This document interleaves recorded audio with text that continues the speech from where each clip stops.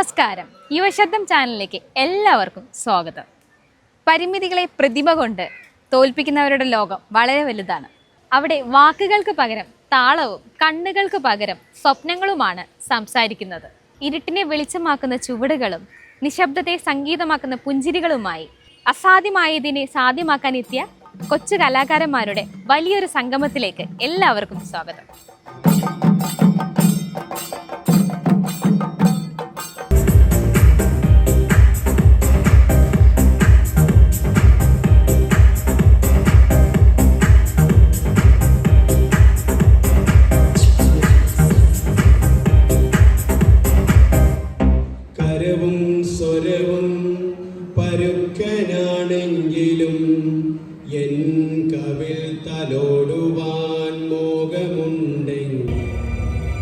Yes, your future depends on me.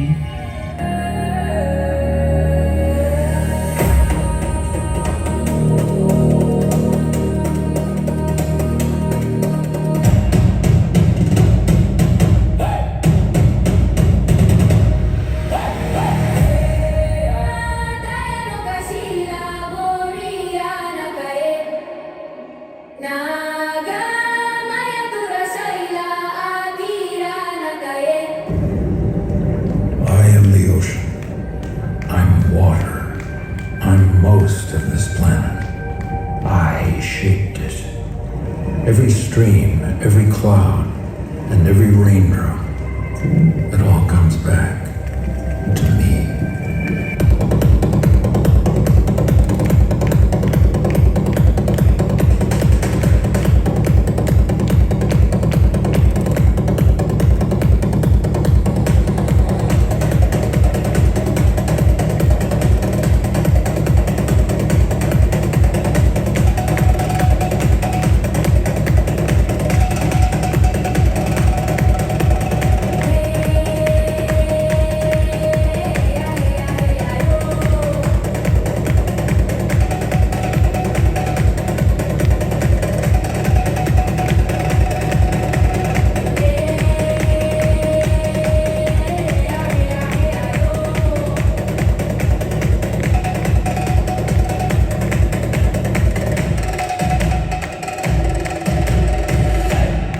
Nathan പാട്ട് പാടുവോ?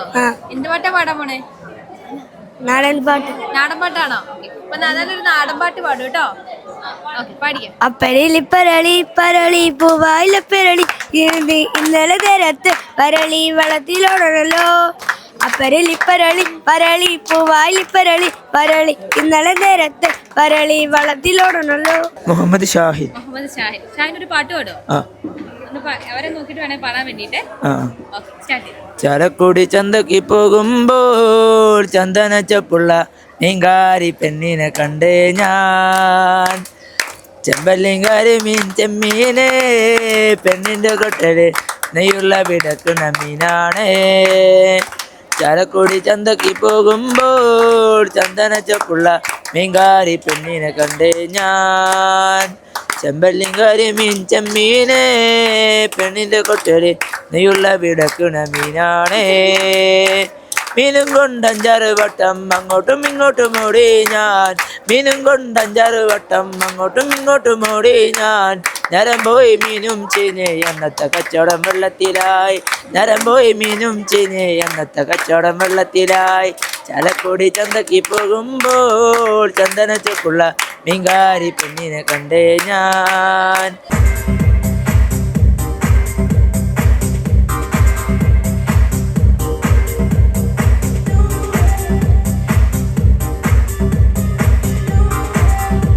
എടാ മക്കളെ, എങ്ങനെ ഉണ്ടായിരുന്നു കലോത്സവം? എല്ലാരും പരിപാടി പങ്കെടുത്താ? കാഴ്ചയ്ക്കും കേൾവികൾക്കും അപ്പുറം ആത്മാവ് കൊണ്ട് ഇവർ തീർത്ത ഈ കലാവസ്തു നിങ്ങളുടെ ഉള്ളിലേക്ക് എത്താൻ കാരണം രാജഗിരി കോളേജിലെ NSS കുട്ടികളാണ്. അപ്പൊ നമുക്ക് ദേവികയോട് ചോദിക്കാം. ദേവിക, എന്താ പറയാനുള്ളത്? ഞാൻ ദേവിക, രാജഗിരി കോളേജിലെ BSc ഫസ്റ്റ് ഇയർ സ്റ്റുഡൻ്റ് ആണ് ആൻഡ് NSS വോളണ്ടിയർ കൂടെയാണ്. അപ്പം ഇന്നത്തെ ഡ്യൂട്ടി എന്ന് പറഞ്ഞിട്ടുണ്ടെങ്കിൽ എനിക്ക് സ്റ്റേജ് കമ്മിറ്റി ആയിരുന്നു. സ്റ്റേജ് കമ്മിറ്റിയിലെ ക്യാപ്റ്റനാണ്. സോ ഈ എക്സ്പീരിയൻസ് എന്ന് പറഞ്ഞാൽ എൻ്റെ ലൈഫിലെ ഏറ്റവും പ്രഷ്യസ് മൊമെൻറ്റ്സ് ആണത്. ബിക്കോസ് എന്താ പറയുക, അവരുടെ കഴിവുകൾ നമുക്ക് ഉണ്ടായിട്ട് നമ്മളത് യൂട്ടിലൈസ് ചെയ്യുന്നില്ല. പക്ഷെ അവർ അത് എത്ര ബ്യൂട്ടിഫുൾ ആയിട്ടാണ് അത് അവർ സ്റ്റേജിൽ ചെയ്യുന്നത്. അവർക്കൊരു പേടിയോ ഒന്നുമില്ല, കോൺഫിഡൻ്റ് ആയിട്ടാണ് അവർ ചെയ്യുന്നത്. അപ്പോൾ നമുക്കത് കാണുമ്പോൾ നമുക്കെന്തോ മോട്ടിവേഷൻ കിട്ടുന്ന പോലെ അവരുടെ അടുത്തുനിന്ന്. സച്ച് എ ബ്യൂട്ടിഫുൾ എക്സ്പീരിയൻസ് ആണ് ടോട്ടലി. അതുപോലെ തന്നെ 2000-ഓളം കുട്ടികൾക്ക് അവരുടെ വീട് പോലെ തന്നെ സുരക്ഷിതമായ ഒരു താമസ സ്ഥലം ഒരുക്കി കൊടുത്ത അതിന് നേതൃത്വം നൽകിയ കുട്ടികളാണ് നമ്മുടെ കൂടെ ഉള്ളത്. അവർക്ക് എന്താ പറയാനുള്ളത് നമുക്ക് നോക്കാം. സോ എൻ്റെ പേര് അശ്വേന്ദു. ഞാൻ BSW ഫസ്റ്റ് ഇയർ സ്റ്റുഡൻ്റ് ആണ്. എൻ്റെ ടീമിലെ അംഗങ്ങളാണ് ദേവിക, എൽഹ. അപ്പം ഞങ്ങൾ 3 പേരും ഒരേ ക്ലാസ് തന്നെയാണ്. ഞങ്ങൾ കൂടാതെ NSS വോളണ്ടിയേഴ്സും കൂടെയാണ്. ഞങ്ങളെ ഏൽപ്പിച്ച നേതൃത്വം എന്ന് പറഞ്ഞാൽ അക്കമഡേഷനാണ്. അപ്പോൾ ഒത്തിരി കുട്ടികളുണ്ട്. അപ്പോൾ ഒത്തിരി കുട്ടികൾക്കും അധ്യാപകർക്കും ഒരു സുരക്ഷിതമായ ഇടം ഏൽപ്പിക്കുക എന്നുള്ളത് ഞങ്ങളുടെ കടമയായിരുന്നു. ആദ്യമേ ഞങ്ങളോട് പറഞ്ഞിരുന്നത് 100 കുട്ടികൾ വരുമെന്നായിരുന്നു. അതായത് ഇന്നലെ വൈകിട്ട്. ആ ദിവസം സമയം കൂടുന്തോറും ആൾക്കാർ കൂടി വന്നു. അപ്പോൾ 600-ഓളം പേര് ഇന്നലെ തന്നെ വന്നു. ഇത് നോക്കുമ്പോൾ ഒരു സന്തോഷമുള്ള കാര്യം തന്നെയാണ്. കാരണം ഇതേ ഒരു അനുഭവം ഇതുവരെ ഉണ്ടായിട്ടില്ല. അപ്പോൾ NSS വോളണ്ടിയേഴ്സ് എന്നുള്ള രീതിയിൽ ഇത് നല്ലൊരു അനുഭവമാണ്, സന്തോഷമുണ്ട്. ഏതൊരു കലോത്സവത്തിന് പ്രധാന പ്രശ്നം നല്ല രുചികരമായ ഭക്ഷണം കിട്ടുന്നില്ല എന്നതാണ്. പക്ഷേ അതിന് നേതൃത്വം നൽകിയത് ഷെൽവിൻ ബ്രദറാണ്. ഷെൽവിൻ ബ്രദർ എങ്ങനെയാണ് അവർക്ക് അങ്ങനെ നേതൃത്വം നൽകി കൊടുക്കുന്നത്? രാജഗിരി കോളേജിലെ ഫസ്റ്റ് ഇയർ BSW സ്റ്റുഡൻ്റ് ആണ് ഞാൻ. എന്നെ സംബന്ധിച്ചിടത്തോളം ഏറ്റവും പ്രധാനപ്പെട്ട ഒരു കമ്മിറ്റിയാണ് ഫുഡ് കമ്മിറ്റി. ഈ ഒരു NSS വോളണ്ടിയർ എന്ന നിലയിൽ ഈ ഒരു കലോത്സവത്തിൽ ഈ കമ്മിറ്റിയിലെ ഒരു അംഗമായി ഞാൻ ഈ ഒരു പ്രവർത്തനങ്ങളൊക്കെ ചെയ്യുമ്പോൾ എൻ്റെ കൂടെ ഞാൻ മാത്രമല്ല, എൻ്റെ കൂടെ ഒരു കുറേ പേര് ഈ കമ്മിറ്റിയിൽ അംഗങ്ങളായിട്ടുണ്ട്, എൻ്റെ ക്ലാസ്സിൽ പഠിക്കുന്നവരല്ലാതെ ഉള്ളവർ. അപ്പോൾ ഇത് ആദ്യമേ തന്നെ ഒരു പ്രധാനപ്പെട്ട ഒരു കാര്യം എന്ന് പറയുന്നത് എനിക്ക് ഒരുപാട് കണക്ഷൻസ് ഇതിലൂടെ കിട്ടുന്നുണ്ട്. എൻ്റെ ക്ലാസ്സിൽ പഠിക്കുന്നതിലുപരി കുറേ കുട്ടികളായിട്ട് സംസാരിക്കാനും അവരുടെ കാര്യങ്ങളെ പറ്റി അറിയാനും ഇത് സഹായിക്കുന്നുണ്ട്. അതോടൊപ്പം ഇന്ന് ഈ കലോത്സവത്തിൽ വരുന്ന കുട്ടികളുടെ ആ സ്നേഹം അവരുമായിട്ട് പങ്കുവയ്ക്കാൻ, അല്ലെങ്കിൽ അവർ നമ്മോട് കാണിക്കുന്ന ആ സ്നേഹത്തെ തിരിച്ചറിയാനൊക്കെ പറ്റുന്ന ഏറ്റവും വലിയൊരു ചാൻസ് ആണ് ഈ ഒരു കലോത്സവം എന്ന് പറയുന്നത്. ഈ 2 ദിവസങ്ങളായിട്ട് ഫുഡ് കമ്മിറ്റിയിലായിരുന്നുകൊണ്ട് ഞങ്ങൾ അവർക്ക് നല്ല സ്വാദിഷ്ടമായ ഭക്ഷണം വിളമ്പി കൊടുത്തുകൊണ്ടിരിക്കുകയാണ്. അവരുടെ ആ വിളമ്പി കൊടുക്കുമ്പോൾ അവരുടെ മുഖത്ത് തെളിയുന്ന ആ സന്തോഷം അത് ഞങ്ങൾക്ക് എപ്പോഴും ഊർജ്ജം നൽകുന്ന ഒരു കാര്യമാണ്. ഞങ്ങൾ ഒരു 2000-ഓളം അധികം അധ്യാപകർക്കും കുട്ടികൾക്കും അടക്കം ഞങ്ങൾ ഭക്ഷണം വിളമ്പിക്കൊണ്ടിരിക്കുകയാണ്. അപ്പോൾ അവര് നല്ല രീതിയിൽ അത് റെസ്പോണ്ട് ചെയ്യുന്നുണ്ട്. അവരുടെ ആ ഒരു മുഖത്ത് വരുന്ന പുഞ്ചിരിയിൽ തന്നെ ഞങ്ങൾക്ക് മനസ്സിലാക്കാം ഞങ്ങൾ കൊടുക്കുന്ന ആ ഒരു സ്നേഹത്തിനും ഒരു ആ കരുതലിനും അവര് നല്ല രീതിയിൽ അത് സ്വീകരിക്കുന്നുണ്ടെന്നുള്ളത് ഇതിലൂടെ ഞങ്ങൾക്ക് മനസ്സിലാക്കാനായിട്ട് സാധിക്കുന്നുണ്ട്. പിന്നെ അതോടൊപ്പം തന്നെ വലിയൊരു പ്രധാനപ്പെട്ട കാര്യമാണല്ലോ ഒരു ഭക്ഷണം വിളമ്പുമ്പോൾ വയറ് നിറയുന്നതിനോടൊപ്പം അവരുടെ മനസ്സിൽ നിറയുക എന്നുള്ളത് വലിയൊരു കാര്യമാണ്. അപ്പൊ അത് ഇതിലൂടെ സാധിക്കുന്നുണ്ട് എന്നുള്ളത് ഞങ്ങൾക്ക് ഏറ്റവും സന്തോഷകരമായ കാര്യമാണ്. നമ്മുടെ കൂടെ ഉള്ളത് സോഷ്യൽ വർക്ക് ഡിപ്പാർട്ട്മെന്റിലെ അധ്യാപിക, രാജഗിരി കോളേജിലെ NSS കോർഡിനേറ്റർ ആയിരിക്കുന്ന ഏറ്റവും ആദരണീയായ ജിജി ടീച്ചറാണ്. ടീച്ചർ, ചിലമ്പുലി എന്ന മത്സരം കഴിഞ്ഞ് വിദ്യാർത്ഥികൾ ഇവിടെ നിന്ന് പോകുമ്പോൾ കുറേ ആളുകളുടെ കയ്യിൽ ഒരുപാട് സമ്മാനങ്ങളുണ്ട്. കുറച്ച് പേർ ദുഃഖത്തോടെ ആയിരിക്കും പോകുന്നത്. പക്ഷേ എനിക്കൊരു കാര്യം വളരെ ഉറപ്പുണ്ട്, ഇവിടെ നിന്നും മടങ്ങുമ്പോൾ ഈ കോളേജിലെ NSS വിദ്യാർത്ഥികൾ മനസ്സ് നിറഞ്ഞു ഹൃദയത്തിൽ പുതിയ കാഴ്ചപ്പാടോടുകൂടിയാണ് പോകുന്നത്. അതിൻ്റെ പിമ്പിൽ അവർക്ക് പ്രവർത്തിക്കാൻ കഴിഞ്ഞതിൻ്റെ 100 കഥകൾ അവിടെ സ്മൃതികളിലുണ്ടാകും. അവിടെ ജൈവ പരിസരങ്ങളെ ശോഭയുള്ളതാക്കിയ ഈ പ്രവർത്തനങ്ങൾക്ക് നേതൃത്വം കൊടുത്തത് ടീച്ചറും NSS യൂണിറ്റും അതിലെ വിദ്യാർത്ഥികളുമാണ്. ആ കഥകൾ, അതിൻ്റെ പ്രത്യേകതയൊക്കെ ഞങ്ങളോടൊന്ന് പറയുന്നത്. ജോണച്ചൻ പറഞ്ഞത് വളരെ ശരിയാണ്. രാജഗിരി കോളേജിൽ NSS യൂണിറ്റ് നമ്പർ 59 പ്രോഗ്രാം ഓഫീസറായിട്ട് ഇതെൻ്റെ 6ാമത്തെ വർഷമാണ്. ഇതിനോടകം ധാരാളം നല്ല പ്രവർത്തനങ്ങൾ കാഴ്ചവെക്കാൻ നമുക്ക് സാധിച്ചിട്ടുണ്ട്. പക്ഷെ ഇത് ആദ്യമായിട്ടാണ് ഇങ്ങനെ ഒരു വളരെ ചാലഞ്ചിങ് ആയിട്ടുള്ള ഒരു ജോലി ഞങ്ങൾക്ക് കിട്ടുന്നത്. അതായത് അച്ഛൻ പറഞ്ഞ പോലെ സാധാരണ ഒരു കലോത്സവം നമുക്ക് ഓർഗനൈസ് ചെയ്യാനൊന്നും വലിയ പാടൊന്നുമില്ല. പക്ഷെ സ്പെഷ്യൽ കുട്ടികളാവുമ്പം അല്ലെങ്കിൽ ഡിഫറെൻ്റ്ലി ഏബിൾഡ് കുട്ടികളാവുമ്പം അവർക്ക് വേണ്ടി നമ്മൾ ഒത്തിരി ഒരുക്കങ്ങൾ നടത്തേണ്ടതുണ്ട്. ശരിക്കും കഴിഞ്ഞ 1 മാസം മുമ്പാണ് ഞങ്ങളെ സിസ്റ്റർ ജയയും സുശീല ടീച്ചറും ഇതുപോലെ ഒരു ഉത്തരവാദിത്വമായിട്ട് സമീപിക്കുന്നത്. ഫാദർ ഷിൻഡോ ആണ് ഞങ്ങളെ ഡയറക്റ്റ് ചെയ്തത്. NSSനെ ടേക്കപ്പ് ചെയ്യാവോ എന്ന് ചോദിച്ചു. നമ്മൾ വളരെ സന്തോഷത്തോടെ ആ ജോലി ഏറ്റെടുക്കുകയായിരുന്നു. അത് കഴിഞ്ഞ് ഞങ്ങൾ പല പ്രാവശ്യം ഫോണിൽ കൂടുകയും 3-4 പ്രാവശ്യം മീറ്റ് ചെയ്യുകയും ഇനി എങ്ങനെ ഏതൊക്കെ കമ്മിറ്റികളാക്കണം. ഞങ്ങളങ്ങനെ ഒരു 10ഓളം കമ്മിറ്റി, കുട്ടികളെ 10 കമ്മിറ്റികളായിട്ട് തിരിച്ചു. അത് കഴിഞ്ഞ് കുട്ടികളോട് ഇടയ്ക്കിടയ്ക്ക് ഞങ്ങൾ വോളണ്ടിയേഴ്സിനോട് പറയുമായിരുന്നു, വലിയൊരു പരിപാടി വരാൻ പോകുന്നുണ്ട് കേട്ടോ, റെഡി ആയിട്ടിരുന്നോണം. 31st ഫസ്റ്റ് സാറ്റർഡേ സൺഡേ ആണ്, നിങ്ങൾ വേറെ ഒരു പരിപാടിയും പിടിച്ചേക്കല്ല, 2 ദിവസം ഫുള്ള് നമുക്ക് ഇവിടെ ഉണ്ടാവണം എന്ന് പറഞ്ഞാൽ അവരെ ഇങ്ങനെ നമ്മൾ കാണുമ്പോൾ മോട്ടിവേറ്റ് ചെയ്യുമായിരുന്നു. അത് കഴിഞ്ഞിട്ട് ഞങ്ങൾക്ക് കഴിഞ്ഞ വ്യാഴാഴ്ച ഇതിൻ്റെ ഓർഗനൈസേഴ്സ് തന്നെ അവരുടെ ഒരു കോർ ടീം ഇവിടെ വരികയും ശ്രീ ബ്രഹ്മദത്തൻ സാറിൻ്റെ വളരെ ഫേമസ് ആയിട്ടുള്ള നല്ലൊരു ട്രെയിനറാണ്, അദ്ദേഹത്തിൻ്റെ വളരെ നല്ലൊരു ടീം ബിൽഡിങ്ങും ഒരു വോളണ്ടിയർ പ്രിപ്പറേഷൻ ട്രെയിനിങ്ങും ഒക്കെ ഞങ്ങളുടെ കുട്ടികൾക്ക് ലഭിച്ചു. അതോടുകൂടി അവരെ ഭയങ്കര നല്ലൊരു ടീമായിട്ട് അങ്ങ് ഈ പരിപാടിക്ക് വേണ്ടി ഇതിനകത്തെ എന്തൊക്കെ ശ്രദ്ധിക്കണം എന്നുള്ള നല്ല ഐഡിയാസൊക്കെ അവർക്ക് കിട്ടി. അവർ നല്ല ടീമായിട്ട് മോട്ടിവേറ്റഡ് ആയിട്ട് 2 ദിവസം മുമ്പ് അവർ ടീമായിട്ട് ഡിവൈഡ് ചെയ്തു. വീണ്ടും പരിപാടിയുടെ തലേ ദിവസം മുതൽ നമ്മൾ വൈകിട്ടൊരു ഉച്ച കഴിഞ്ഞ് മുതൽ അതിൻ്റെ ഒരുക്കങ്ങൾ തുടങ്ങി. എല്ലാ കമ്മിറ്റിക്കും കോർ കമ്മിറ്റി ലീഡേഴ്സിൻ്റെ ഒരു വാട്സപ്പ് ഗ്രൂപ്പ് തുടങ്ങി. ഞങ്ങളെല്ലാവരും അതിൽ മെമ്പേഴ്സ് ആയിരുന്നു. ഇടയ്ക്ക് അപ്ഡേറ്റ്സ് വന്നുകൊണ്ടിരുന്നു. കുട്ടികൾ പോയി വെന്യൂസ് എല്ലാം കണ്ടു. പ്രത്യേകിച്ച് ചില കമ്മിറ്റികൾക്കൊക്കെ തലേ ദിവസമൊക്കെ ഒത്തിരി പ്രവർത്തിക്കേണ്ട വന്നു. എനിക്ക് തോന്നുന്നു അവർ ഓൾറെഡി അത് ഷെയറും ചെയ്തിട്ടുണ്ട്. അക്കോമഡേഷൻ കമ്മിറ്റിയിലൊക്കെ 100 പേര് തലേ ദിവസം വരുമെന്ന് പറഞ്ഞിടത്താണ് നമ്മുടെ സകല പ്രതീക്ഷകളും അതിലംഘിച്ച് 600-ലധികം പേര് രാത്രി 10 മണിയായിട്ടും വന്നുകൊണ്ടിരിക്കുകയാണ്. അപ്പോൾ ഹോസ്റ്റലിൽ താമസിക്കുന്ന പെൺകുട്ടികളൊക്കെ ഹോസ്റ്റലിലാണ്. അപ്പോൾ ഞങ്ങൾ വാർഡനെ വിളിച്ച് സ്പെഷ്യൽ പെർമിഷൻ എടുത്തു. 10 മണി കഴിഞ്ഞിട്ടും വർക്ക് കഴിഞ്ഞിട്ടില്ല. അപ്പോൾ ഞാൻ പറഞ്ഞു, മക്കളെ ഇനി പൊക്കോ, കുഴപ്പമില്ല, ഇനി ബാക്കി അവർ മാനേജ് ചെയ്യട്ടെ. അപ്പോൾ കുട്ടികൾ എന്നോട് പറയാം, മിസ്സേ അവരെ കണ്ടിട്ട് ഞങ്ങൾക്ക് ഇട്ടിട്ട് പോരാൻ തോന്നുന്നില്ല, കാരണം അവരെ ഞങ്ങൾ സേഫായിട്ട് അവരുടെ മുറികളിലാക്കിയില്ലാതെ ഞങ്ങൾ എങ്ങനെ അങ്ങോട്ട് പോകുന്നത്. അപ്പം എനിക്ക് തന്നെ ഒരു മിനിറ്റ് അതൊരു തിരിച്ചറിവായിപ്പോയി. കാരണം അത്രയും ആ ഒരു മോട്ടിവേറ്റഡ് ആയിട്ടാണ്, അതിൻ്റെ ഫുൾ ആത്മാവ് ഉൾക്കൊണ്ടിട്ടാണ് നമ്മുടെ കുട്ടികൾ പ്രവർത്തിക്കുന്നതെന്ന് എനിക്ക് ആ ഒരു വാക്കോട് കൂടി തന്നെ മനസ്സിലായി. അതുപോലെ തന്നെ രാവിലെ അവരെ വിളിച്ചപ്പോൾ മിസ്സേ ഞങ്ങൾ 6 മണി മുതലേ ഇവിടെ ഉണ്ട്.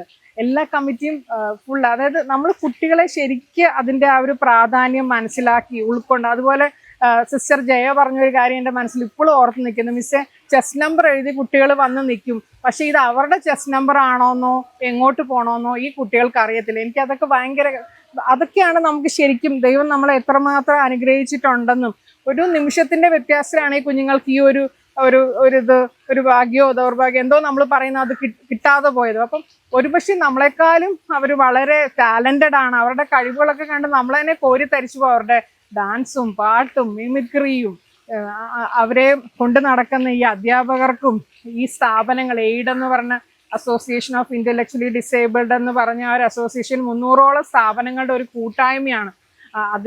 അതിന് വേണ്ടി പ്രവർത്തിക്കുന്ന, അതിനുവേണ്ടി മരിച്ചു പ്രവർത്തിക്കുന്നു എന്ന് വേണേൽ പറയേണ്ടിയിരിക്കുന്നത്. അത്രയും കുറേ സിസ്റ്റേഴ്സും അൽമായരും അച്ഛന്മാരും എല്ലാവരും ഉണ്ട്. അങ്ങനെ ഒരു ടീം ഉള്ളതുകൊണ്ട് തന്നെയാണ് ഇത് വളരെ നന്നായിട്ട് ഇത് ഇവിടെ പോകുമ്പോൾ. അതുപോലെ നമ്മുടെ രാജഗിരി മാനേജ്മെൻറ്റും ഫുള്ള് സപ്പോർട്ട്, സ്കൂൾ കംപ്ലീറ്റ് വിട്ടുകൊടുത്തേക്കാണ്. കോളേജിൽ വേറൊരു വലിയ പ്രോഗ്രാം ഇന്ന് നടക്കുന്നുണ്ട്, അതുകൊണ്ട് പബ്ലിക് സ്കൂളും സ്റ്റേറ്റും കംപ്ലീറ്റ് ഈ പ്രോഗ്രാമിന് വേണ്ടി വിട്ടുകൊടുത്തേക്കാണ്. ഇവിടുത്തെ സ്കൂളിൻ്റെ ഡയറക്ടർ അച്ഛൻ കടങ്ങനച്ഛൻ അച്ഛൻ്റെ മുറി തന്നെ വിട്ടുകൊടുത്തേക്കാണ് ആരെ വേണ ഗസ്റ്റിനെ താമസിപ്പിച്ചത്. അത്രയുമാണ് ലെവൽ ഓഫ് കമ്മിറ്റ്മെൻറ്റ് നമ്മൾ രാജഗിരിയുടെ ഭാഗത്തു നിന്ന് കാണുന്നത്. ഇത്രയും നമ്മൾക്ക് ഒരു സപ്പോർട്ട് തരുന്നതുകൊണ്ടാണ് ഒരുപക്ഷെ നമുക്ക് ഇത്രയും നന്നായിട്ടൊക്കെ പ്രവർത്തിക്കാനും പറ്റുന്നത്. പിന്നെ ഇതിൻ്റെ ഒരു ഔട്ട്കം ജോണച്ചൻ എന്നോട് ചോദിച്ചല്ലോ, ഞങ്ങൾക്ക് കിട്ടുന്ന ഇതിൻ്റെ ഒരു ടേക്ക് അവേ എന്നൊക്കെ പറയാനുള്ളത് ഈ ബന്ധങ്ങളാണ്. ഈ ഓരോ പരിപാടി കഴിയുമ്പോഴും ഞങ്ങൾക്ക് കിട്ടുന്ന കണക്ഷൻസ് ഉണ്ടല്ലോ, അതാണ് വീണ്ടും നമ്മുടെ ഈ ഓർഗനൈസേഷനെ ബിൽഡപ്പ് ചെയ്യുന്നത്. ഇപ്പം ഈ ഒരു പരിപാടി സംഘടിപ്പിച്ചുകൂടെ എത്രയോ പുതിയ ആളുകൾ, സ്ഥാപനങ്ങൾ, വ്യക്തികളൊക്കെ ആയിട്ട് പരിചയപ്പെടാൻ നമുക്ക് സാധിച്ചു. ആ ബന്ധങ്ങളൊക്കെ നമുക്ക് മുതൽക്കൂട്ടാണ്. പിന്നീട് ഓരോ പരിപാടി വരുമ്പോഴും ആ കണക്ഷൻ, ആ നെറ്റ്വർക്കിംഗ് നമുക്ക് ബിൽഡപ്പ് ചെയ്യാൻ പറ്റും. അപ്പോൾ ഇതൊക്കെ നമ്മുടെ കുട്ടികൾക്കും അതൊരു അസറ്റായിട്ട് മാറും. അവർക്കും നാളെ ഓരോ മേഖലയിൽ പ്രവർത്തിക്കുമ്പം അവർക്കും ആ പരിചയങ്ങളൊക്കെ പുതുക്കാനും മുന്നോട്ട് എങ്ങനെ ഇറങ്ങണമെന്നും ഒക്കെ നല്ലൊരു ഐഡിയ. അവർ കുറെ കൂടെ മെച്ചപ്പെട്ട ഒരു മാനസിക മൂല്യങ്ങളൊക്കെ ഉള്ള വ്യക്തികളായിട്ട് രൂപാന്തരപ്പെടുത്താൻ ഇതുപോലെയുള്ള പ്രവർത്തനങ്ങൾക്ക് തീർച്ചയായിട്ടും കഴിയുന്നെന്നാണ് എനിക്ക് as a NSS program officer തോന്നിയിട്ടുള്ളത്. ഗുരു എന്ന വാക്കിന് വെളിച്ചം എന്നാണ് അർത്ഥം. അന്ധകാരം മാറ്റി വെളിച്ചം പകരുന്ന ഒരു ഗുരുവിൻ്റെ ഒപ്പം, ഒരുപറ്റം നല്ല മനസ്സുള്ള വിദ്യാർത്ഥികളുടെ ഒപ്പമാണ് നമ്മൾ നിൽക്കുന്നത്. നമ്മുടെ ചാനൽ പരിപാടിയിൽ ഏറ്റവും സന്തോഷപ്രദമായ നിമിഷവും ഇതുതന്നെയാണ്. ജീവിതത്തിൻ്റെ മത്സരങ്ങളിൽ, ഓട്ടങ്ങളിൽ തൻ്റേതെന്ന് കരുതുന്ന മനുഷ്യരുടെ മുമ്പിൽ അപരന് സ്ഥാനമുണ്ടെന്ന് തിരിച്ചറിയുന്ന അവരൻ തൻ്റെ ജീവിതത്തിൻ്റെ ഭാഗമാണെന്ന് കരുതുന്ന, അവനില്ലാതെ ഞാനില്ല എന്ന് തിരിച്ചറിയുന്ന ഒരുപറ്റം നല്ല വിദ്യാർത്ഥികൾ, അവരുടെ പ്രവർത്തനങ്ങൾ, ഏറെ സന്തോഷം. നിങ്ങളുടെ എല്ലാ പ്രവർത്തനങ്ങൾക്കും ഈശ്വരൻ എല്ലാ അനുഗ്രഹങ്ങളും നൽകട്ടെ. ഈ കലോത്സവത്തിന്റെ അമരക്കാരൻ, ശില്പി ആയിട്ടുള്ള നമ്മുടെ റോയി മാത്യു വടക്കേൽ അച്ഛനെ നമുക്ക് ഏവർക്കും ഈ ഒരു പ്രോഗ്രാമിലേക്ക് സ്വാഗതം ചെയ്യാം. അച്ഛാ, നമ്മൾ നിരവധി കലോത്സവങ്ങൾ നമ്മൾ കണ്ടിട്ടുണ്ട്, നമ്മൾ അതിൽ പങ്കാളികളായിട്ടുണ്ട്. പക്ഷേ നമ്മുടെ ഭിന്നശേഷി കുട്ടികളുടെ കലോത്സവങ്ങൾക്ക് തുല്യ പ്രാധാന്യം കിട്ടുന്നുണ്ട്? ഇതുപോലെ തന്നെയാണോ? സാധാരണ കലോത്സവം നടക്കുന്ന പോലെ തന്നെയാണോ അവർക്ക് തുല്യ പ്രാധാന്യം കിട്ടുന്നുണ്ടോ? തുല്യ പ്രാധാന്യമല്ല, ഒരു പ്രാധാന്യവും കിട്ടുന്നില്ല എന്നാണ് ഞങ്ങളുടെ അനുഭവവും ഞങ്ങളുടെ അറിവും. കാരണം നമ്മൾ കോളേജ് തലത്തിലും സ്കൂൾ തലങ്ങളിലും വിവിധങ്ങളായ കലോത്സവങ്ങൾ കോടിക്കണക്കിന് രൂപ മുടക്കി നടത്തുന്നുണ്ട്.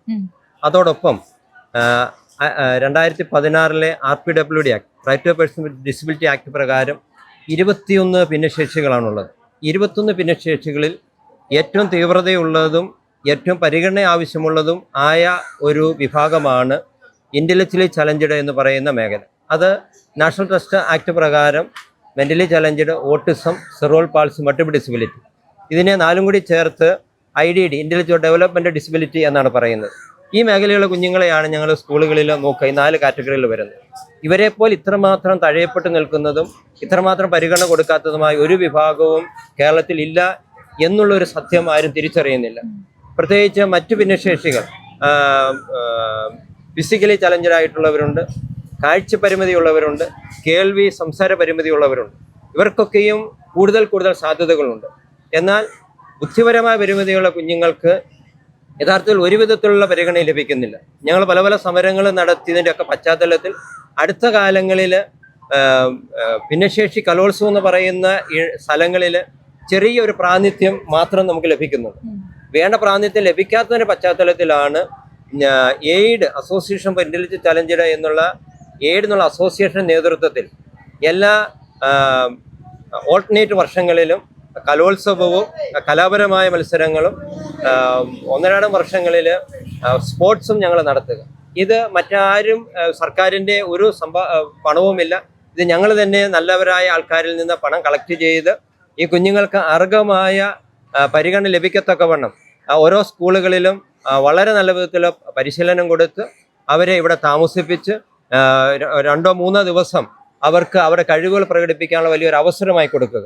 അപ്പോൾ എന്നോട് ചോദിച്ച ചോദ്യത്തിന് തുല്യ പ്രാധാന്യമല്ല, ഒരു പ്രാധാന്യവും നൽകുന്നില്ല എന്നുള്ളതാണ് ഇതേക്കുറിച്ചുള്ള എൻ്റെ അഭിപ്രായം. മാത്രമല്ല, ഭിന്നശേഷി കലോത്സവങ്ങൾ എന്ന് പറഞ്ഞുകൊണ്ട് കോടിക്കണക്കിന് രൂപ മുടക്കുന്നുണ്ട് എങ്കിലും ഈ മേഖലയിലുള്ള കുഞ്ഞുങ്ങൾക്ക് ഇതിന് കാര്യമായി ഒരു പരിഗണന ലഭിക്കുന്നില്ല എന്നുള്ള ഏറെ ഖേദകരമായ ഒരു സാഹചര്യം നിലവിൽ ഉണ്ട്. കഴിഞ്ഞ ദിവസം ഞാനൊരു വാക്ക് കേട്ടു, മതമാണ് പ്രശ്നമെന്ന്. മതമല്ല പ്രശ്നമെന്ന്, മനുഷ്യനാണ് പ്രശ്നമെന്ന്, മനുഷ്യത്വമാണ് ഈ ഭൂമിയിലെ ഏറ്റവും വലിയ പ്രശ്നമെന്ന് ചില മനുഷ്യർ അവരുടെ ജീവിതം കൊണ്ട് കാണിക്കുന്നുണ്ട്. നമ്മുടെ നാട്ടിൽ, നമ്മുടെ മനസ്സുകളിൽ ഇല്ലാതെയായി പോകേണ്ട ഒന്നാണ് ഹിന്ദുവും മുസൽമാനും ക്രിസ്ത്യാനിയും എന്നൊക്കെയുള്ള ചിന്ത. നമ്മൾ ഏക മനുഷ്യരാണെന്ന്, തുല്യരാണെന്ന്, സമൂഹത്തിൽ നമ്മളൊക്കെ തുല്യതയോടെ പ്രവർത്തിക്കേണ്ടതാണെന്ന് ചില മനുഷ്യരുടെ പ്രവർത്തനങ്ങൾ കാണുമ്പോഴാണ് തിരിച്ചറിയുന്നത്.